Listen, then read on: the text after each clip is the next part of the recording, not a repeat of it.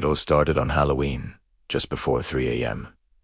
The doorbell rang, loud and insistent. I remember the exact time, las 2:47 Alto M, because I grabbed my phone, ready to yell at some late-night pranksters. But when I looked through the peephole, my breath caught in my throat. It was my dad. He was just standing there, with that warm smile I hadn't seen in over a month. I flung the door open and practically tackled him with a hug. "Dad, what are you doing here?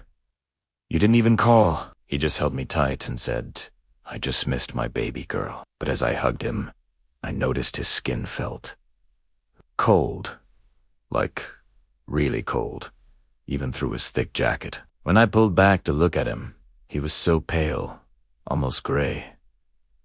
"Are you okay?" I asked, worried. He brushed it off. "I'm fine, sweetheart, just tired from the drive. How about we make some of that mac and cheese you used to love?" So, we went to the kitchen. For the next hour, it felt just like old times. We laughed, we talked. He told me all about his new gardening project, and mercilessly roasted my ex. It was perfect. But underneath it all, I had this nagging feeling that something was wrong. He kept glancing nervously at the windows, tensing up every time a car drove by. "Dad, seriously, what is it?" I pressed. He just shook his head. "Nothing's wrong, princess." And then the doorbell rang again. This time, all the color drained from Dad's face. He looked terrified. "Don't answer that," he whispered, his voice shaking. "Why not?" I asked, confused. "It's probably just more trick-or-treaters." He grabbed my arm, his voice low and urgent. "Whoever is out there wants to hurt you.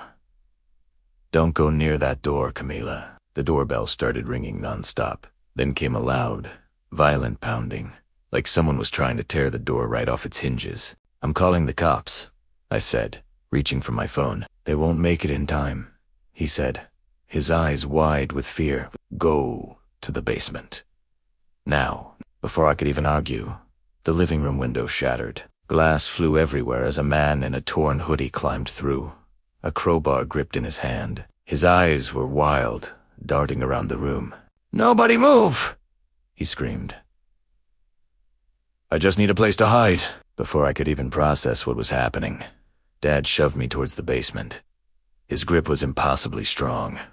"Go hide," he yelled, pushing me so hard I stumbled down the stairs. The basement door slammed shut behind me, and I heard the lock click. The next 20 minutes were pure hell. I could hear furniture crashing, glass breaking, my dad shouting, and the intruders screaming back. My entire body was trembling.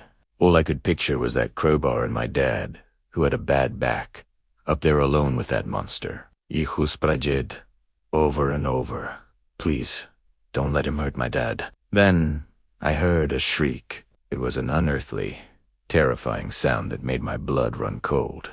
It went on, then suddenly cut to dead silence. I don't know how long I sat there in the dark, crying, before I heard sirens.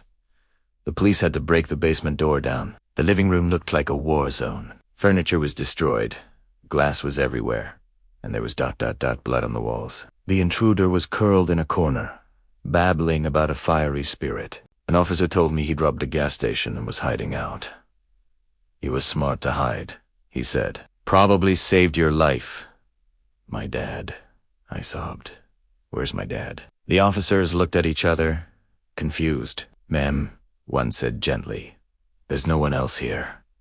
We've searched the whole house." Just then, my phone rang. It was my mom. "Camila," she cried. "Your father!" "He had a heart attack at work tonight.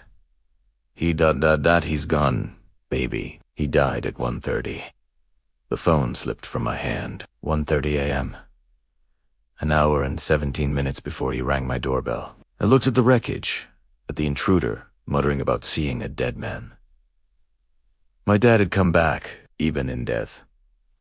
He came back one last time to save me.